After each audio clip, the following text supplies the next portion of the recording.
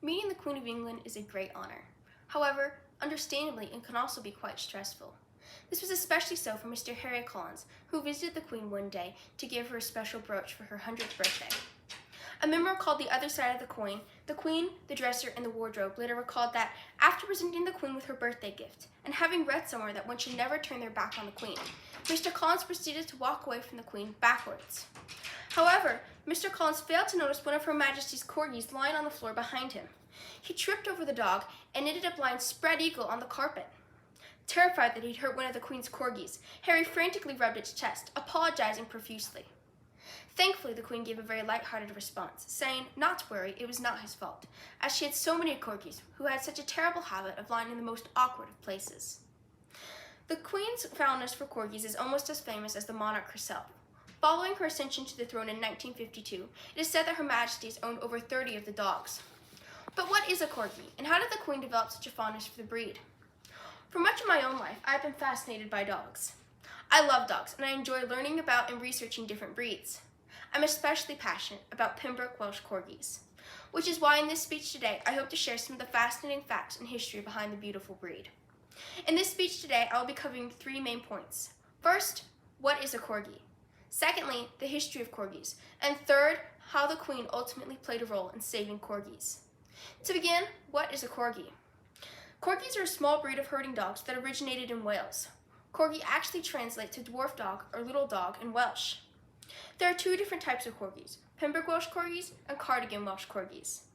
The American Kennel Club defines a Pembroke Welsh Corgi as a herding dog and a member of the Spitz family, that Nordic group of dogs distinguished by sharp-pointed muzzles, foxy faces, erect ears, and high-set, gaily carried tails. Pembrokes have powerful legs, muscular thighs, and a deep chest, equipped for a hard day's work. Pembroke Welsh Corgis can be red, sable, fawn, black, or tan, with or without white markings. Pembrokes are intelligent little dogs and who are becoming increasingly popular.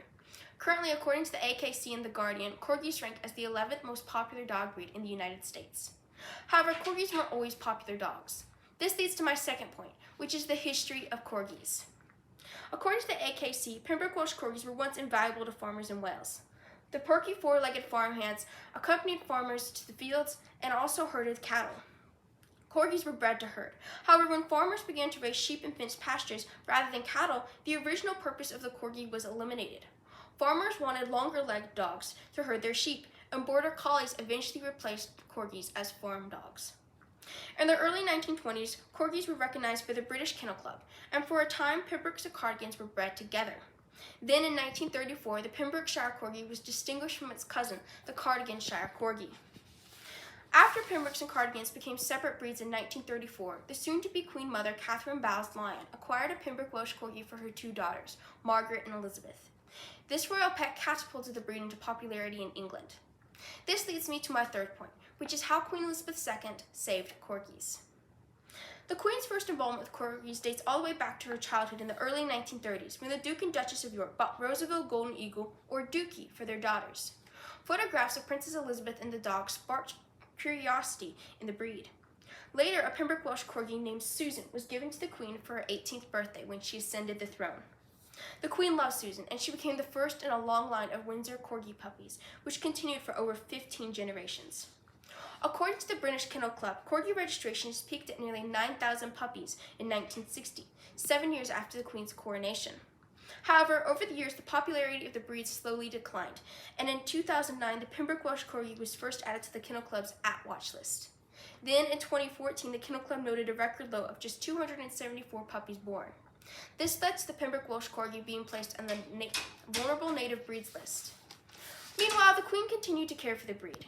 She owned a pack of Cardigan Welsh Corgis, Pembroke Welsh Corgis, and even a few Dorgies. Queen Elizabeth referred to her corgis as family. Her family of corgis accompanied her everywhere. When she traveled, at official events, on vacation, at official events, on Buckingham Palace, and official portraits and photographs, in magazines and newspapers. Her corgis have even made TV appearances. The late Princess Diana described the Queen's corgis as a moving carpet, always following the Queen around the castle. The Queen's love for corgis was so renowned that 2 corgis based upon her own dogs were even featured in a TV show, The Crown. The publicity was wonderful for the breed, which became quite popular. Following the Queen's support of the Corgis and their publicity in the Crown, Pembroke Welsh Corgis were removed from the list of vulnerable native breeds. In 2021, the British Kennel Club noted that there are 1,223 Pembroke Welsh Corgis born, the highest number recorded in the breed in almost 30 years, which coincided with the Queen's Platinum Jubilee. Bill Lambert, spokesperson for the Kennel Club, stated, "The breed has certainly seen a boost in recent years. Largely in part, it would be their starring roles in the Crown.